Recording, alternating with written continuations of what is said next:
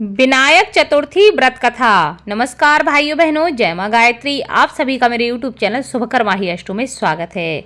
आज के इस वीडियो में सुनते हैं विनायक चतुर्थी व्रत कथा। विनायक चतुर्थी को वरद चतुर्थी, संकष्टी चतुर्थी, गणेश चतुर्थी कई अलग अलग नामों से जाना जाता है। इस व्रत को भगवान गणेश की कृपा प्राप्ति के लिए मनुष्य को रखना चाहिए। माना जाता है कि जो भी मनुष्य इस व्रत को करते हैं उनके जीवन के संकट, उनके जीवन की विघ्न बाधाएं अपने आप ही समाप्त हो जाते हैं और सभी प्रकार की मनोकामनाएं पूरी होती हैं। इस व्रत को संकष्टी गणेश चतुर्थी के नाम से भी जाना जाता है। यह महीने में 2 बार पड़ता है। इसे कई जगह वरद चतुर्थी भी कहते हैं तो कहीं संकष्टी गणेश चतुर्थी या विनायक चतुर्थी भी कहते हैं। इस व्रत के अलग अलग नाम हैं। जो शुक्ल पक्ष में चतुर्थी पड़ती है उसको विनायक चतुर्थी कहते हैं। जो कृष्ण पक्ष में चतुर्थी पड़ती है उसको संकष्टी गणेश चतुर्थी के नाम से जाना जाता है। एक समय की बात है, एक बार भगवान शिव और माता पार्वती नर्मदा नदी के किनारे बैठे हुए थे। तभी माता पार्वती ने कहा कि क्यों ना चौपड़ खेला जाए। भगवान शिव ने भी सहमति दे दी, लेकिन परेशानी यह थी कि इस खेल की हार जीत का फैसला कौन करेगा। उसी समय भगवान शिव ने एक तिनके मात्र से ही एक पुतला बनाया और उसमें प्राण प्रतिष्ठा कर दी।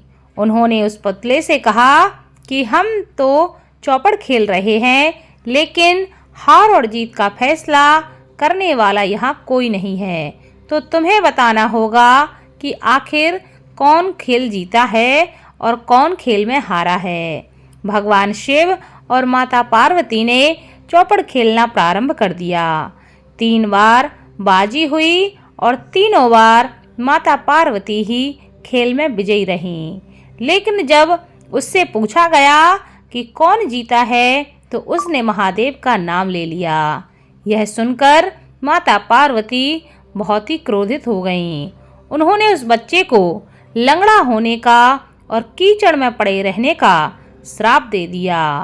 बच्चे ने माता से माफी मांगी और कहा कि उससे अज्ञानवश ऐसा हुआ है, इसमें उसका कोई द्वेष भाव नहीं था, मुझे क्षमा करें। बार बार माफी मांगने पर माता पार्वती को उस पर दया आ गई।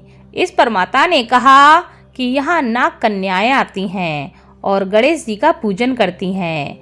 जैसे वो कहें उसी के अनुसार तुम गणेश व्रत करना, इस तरह तुम मुझे प्राप्त कर सकोगे। इतना कहकर माता पार्वती और भगवान शिव कैलाश पर्वत पर लौट गए। ऐसे ही 1 वर्ष बीत गया। फिर वहाँ नाग कन्याएं आईं और इस बालक को गणेश जी के व्रत की विधि बतलाई। लगातार 21 दिन तक उस बालक ने इस व्रत को किया। उसकी श्रद्धा देखकर भगवान गणेश प्रसन्न हो गए। गणेश जी ने बालक से कहा कि मांगो, जो भी तुम्हारी इच्छा हो मैं तुम्हें वरदान दूंगा। तब बच्चे ने कहा कि उसे इतनी शक्ति दें कि वो अपने पैरों पर चल सके और कैलाश पर्वत पर अपने माता पिता के पास जा सके। उस बालक को वरदान देकर भगवान गणेश वहां से अंतर ध्यान हो गए। वरदान पाकर बच्चा कैलाश पर्वत पर जा पहुंचा। यहाँ उसने पूरी कथा भगवान शिव को सुनाई, लेकिन वहाँ माता पार्वती नहीं थी। चौपड़ वाले दिन से माता पार्वती भगवान शिव से विमुख होकर चली गई थीं।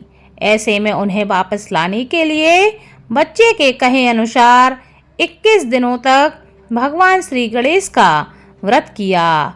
इसके प्रभाव से माता पार्वती के मन से भगवान शिव के लिए नाराजगी समाप्त हो गई। जब उन्होंने इस व्रत के बारे में माता पार्वती को बताया तो उनके मन में कार्तिकेय से मिलने की इच्छा जागृत हो गई। फिर माता पार्वती ने भी 21 दिन तक भगवान गणेश का यह व्रत किया और व्रत पूरा होने पर कार्तिकेय जी स्वयं अपनी माता से मिलने के लिए वहां पर आए। तब से लेकर आज तक यह व्रत सभी मनोकामनाओं की पूर्ति करने वाला व्रत माना जाता है।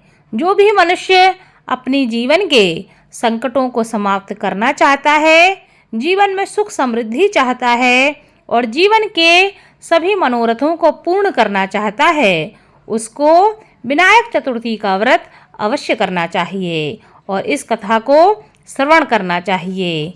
इस कथा को श्रवण करने मात्र से भगवान गणेश की कृपा हमेशा बनी रहती है और मनुष्य के जीवन में किसी भी प्रकार का संकट, विघ्न, बाधाएं नहीं आती हैं। बोलो भगवान गणेश की जय।